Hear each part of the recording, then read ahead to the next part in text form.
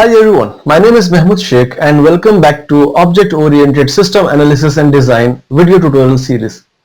In today's video, we are going to discuss about guidelines for finding use cases. So before coming to today's topic, I just want to tell you guys that if you guys like this video or if you got some useful and valuable information from this video, then click on like button, share it with your friends. Don't forget to subscribe to this channel, and if you guys have any questions, then let me know in the comment section. Now let us start our discussion. So let us first discuss what is a use case. Use case is a graphical way of describing the system requirements. What are the actors who will be going to use the system? What actions they will be performed on the system? All those things we can graphically represent it with the help of use case diagrams. Okay. So I have made a separate video on use cases where you can understand everything about use cases.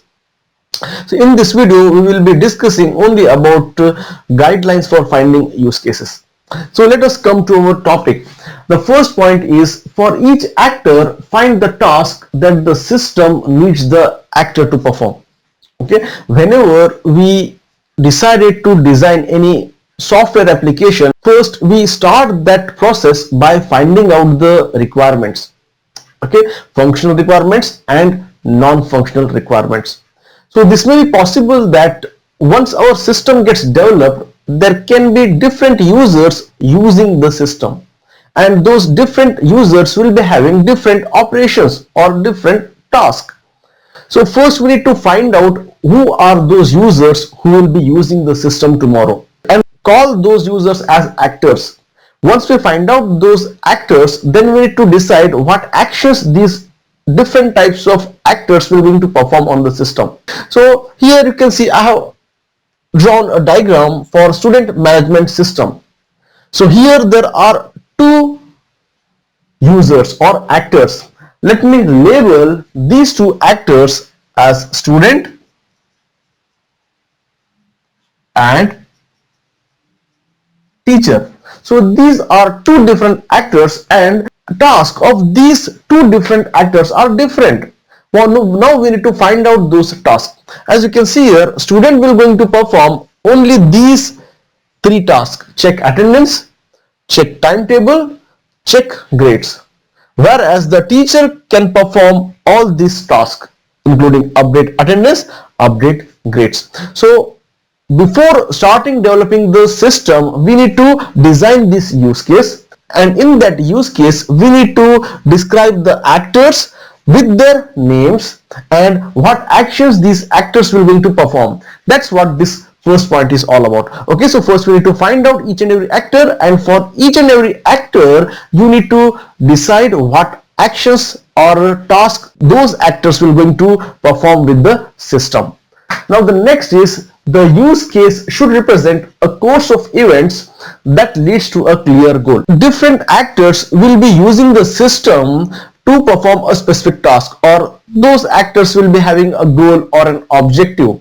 At the end of the task, users will get the desired output.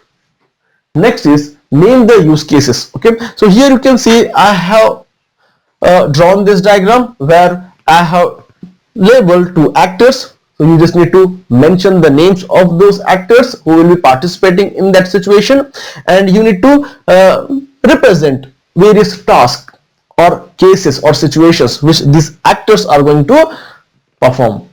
Now the last one is, describe the use cases briefly by applying terms with which the user is familiar. Okay, so we need to describe these use cases in a convention or in a language which a normal user can easily understand. Okay, so we will be initially drawing these use cases in a system development process, and we will be making a documentation of these diagrams systematically, so that later when our teammates want these diagrams, they can read those diagrams, they can understand the system, they can easily understand who are the actors or the participants and what operations or tasks these actors will going to perform on the system. So basically this use case diagram is majorly used to understand the system and their behavior and the interaction between the user and the system. Okay, so I hope you guys have understood. In this video we have discussed what are those guidelines that one needs to follow before drawing a use case diagram. Okay, I hope you guys have understood this entire concept. Okay, so that's all for this video, guys. If you guys like this video, or if you got some useful and valuable information from this video, then click on like button, share it with your friends. Don't forget to subscribe to this channel, and if you guys have any questions, then let me know in the comment section. Thanks for watching.